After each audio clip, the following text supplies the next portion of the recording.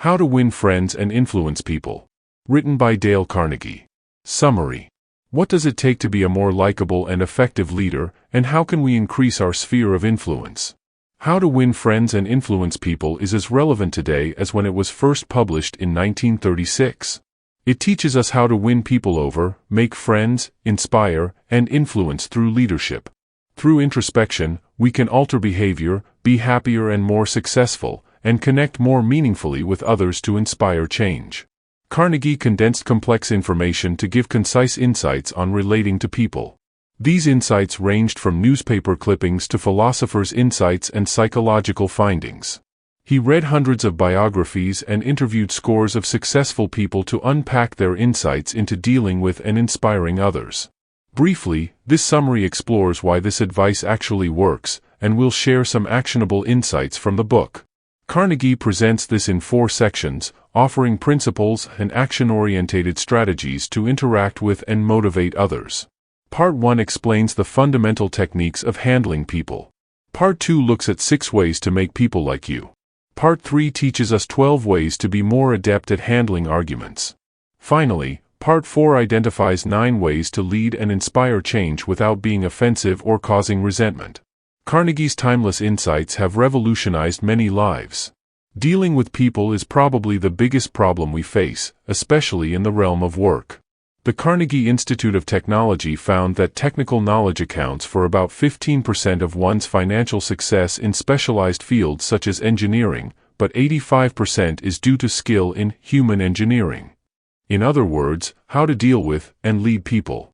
Carnegie says, the person who has technical knowledge plus the ability to express ideas, to assume leadership, and to arouse enthusiasm among people, that person is headed for higher earning power. A manager, notorious for being critical and unappreciative, attended Carnegie's workshop and had read his book. After studying the principles, this manager drastically altered his life philosophy. He went from having 316 employees to having 316 friends. He inspired loyalty, enthusiasm, and teamwork. The business became more profitable, and, more importantly, he found far more happiness in his business and at home. These teachings don't just apply to business. On many occasions, spouses told Carnegie that their families had been far happier since their partners attended his training. Carnegie's tactics are famous, but he emphasized that they need to be based on sincerity. The key to dealing with people is to have a genuine desire to connect with and learn about others. Carnegie's hope for us is that we learn how to love, respect, and enjoy other people. Before we look at insights, there are 3 fundamental principles to remember. These are, be less critical, show honest appreciation, and be genuinely interested in the things that interest others. People have a deep need to feel important. When we resort to criticism, we hurt a person's pride, which can make them resentful. George Johnston was the safety coordinator for an engineering company. One of his responsibilities was to ensure that employees had to wear hard hats when working on site. He reported that whenever he came across workers not wearing hard hats, he would authoritatively tell them about the regulations they needed to comply with. He would get sullen acceptance, and the workers would often remove the hats after he left. He decided to try a different approach. The next time he found some of the workers not wearing their hard hats, he asked if the hats were uncomfortable or did not fit properly. He then reminded the men in a pleasant tone of voice that the hats were designed to protect them from injury, and suggested that it always be worn on the job. The result was increased compliance with the regulation, without further resentment. Perhaps Johnston knew something that psychologist B.F. Skinner had already discovered.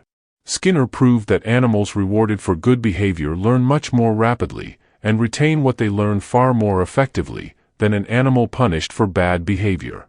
Later studies showed that the same applies to us. Criticism doesn't lead to lasting change and can incur resentment. It kills ambition, whereas appreciation arouses enthusiasm. The second fundamental principle is to show honest appreciation. Appreciation drives behavior change. When it comes to giving praise, Ralph Waldo Emerson framed it nicely.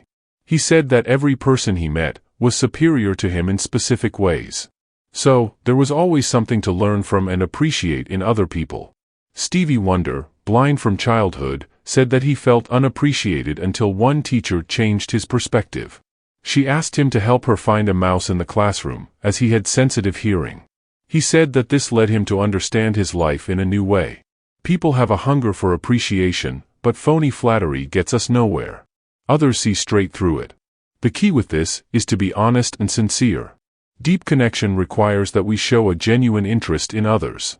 Try to find out how others spend their time and what excites them. Be fascinated about what fascinates them. Another way to show genuine interest is to ask others for advice. Allow people to share their interests and demonstrate their expertise, and they will associate their passion and excitement with your presence. Let's now explore how to be likable, handle disagreements, and lead to effect change. To be more likable, remember these 3 things. It's important to smile more, remember a person's name, and get better at listening.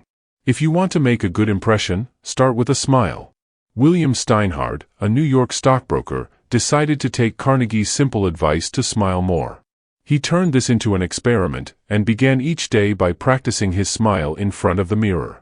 He made sure to greet his wife, the doorman, the subway cashier, and all the traders in his office with a beaming smile. The result was that people smiled back. At home, Steinhardt said that there had been more happiness during the 2 months of the experiment than in the entire preceding year. At work, complaints and grievances decreased, while his revenue increased. Smiling is a win-win. You feel better, and others are then drawn to you. Carnegie explains, the expression we wear on our face is far more important than the clothes we wear. Our smile brightens the lives of all who see it. A person's name is the sweetest sound they will ever hear. Theodore Roosevelt was well liked by his staff. He made a habit of greeting them all by their names. Roosevelt deliberately made time to listen to them, and tried to remember what they had said so he could refer back to it later. This showed others his appreciation for them, but he believed that he got far more in return. When someone forgets your name, it probably makes you feel like they don't care. Our name is part of our identity. Here are 2 simple tricks to remember a person's name. When someone introduces themselves, immediately repeat their name. This helps you remember, and gets you into the habit of fully listening to what they're saying. If you didn't hear it correctly, ask them to repeat it. This act will indicate that you're paying attention, and that you genuinely care about meeting them. Suppose you forget names, but always remember faces. Then you're probably more visual, so try to recall images rather than words. Create an image that you can associate with that person. For example, if the person's name is Jack, imagine them performing jumping jacks in front of you. The more vivid, or even absurd the image, the more it'll stick.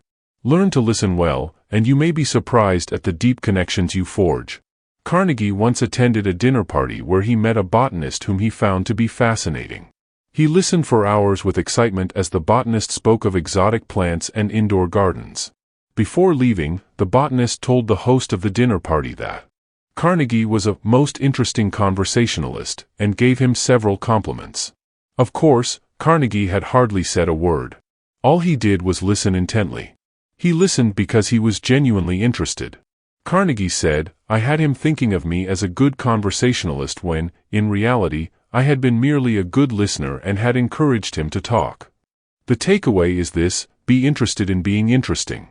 In contrast, Carnegie says that the recipe to be instantly disliked is as follows: never listen to anyone for long. Talk incessantly about yourself. If you have an idea while the other person is talking, don't wait for him or her to finish. Bust right in and interrupt in the middle of a sentence. So to be likable and appear interesting, talk less and listen more. Ask questions about the other person's accomplishments and what they love. If they're having a tough time, reminisce with them and ask them how they overcome obstacles. To truly listen, we need to make a conscious effort to give the other person our full attention. So far, we've looked at how to be friendly and likable. But disagreements arise.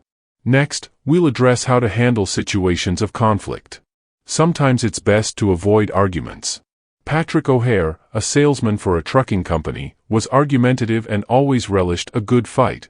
If a customer said anything offensive about his trucks, he would launch into an aggressive argument and feel satisfied if he thought he'd won. However, the problem was that despite his perceived victories, he was losing customers and revenue. When it comes to heated arguments, 9 times out of 10, we haven't convinced someone of our way of thinking, and we've likely lost a customer or a friend. The trick is to remain calm and receptive, instead of losing our temper. Sure, this is easier said than done, but these tactics may help. Anyone who takes the time to disagree with you is passionate about the same things as you. Try to take what they say as useful feedback and an opportunity to preempt mistakes. Listen without protest or resistance. If someone keeps going on about something you believe is wrong, listen calmly until they eventually run out of steam. Try to find areas you agree on and focus on these. Promise to think over their views and reflect carefully. Finally, postpone action to give both sides time to think through the issue to reach a mutual agreement. O'Hare put these to the test, and as a result, learned when to avoid arguments. When a customer told him that he preferred another brand of truck, he just agreed. Unsurprisingly, this made it hard for the customer to keep arguing, and the conversation could be redirected towards what was good about O'Hare's trucks. As a result, he became a more successful salesman at the truck company. In addition to avoiding arguments, telling someone they're wrong is a direct blow to their intellect and self-respect. Criticizing someone usually makes them defensive and drives a wedge between your relationships. When Benjamin Franklin was a young man, he was famously opinionated and prone to attack those who disagreed with him. One day, an old friend took him aside to tell him that his friends were abandoning him. Benjamin's friend said, "You're impossible. Your friends find they enjoy themselves better when you are not around.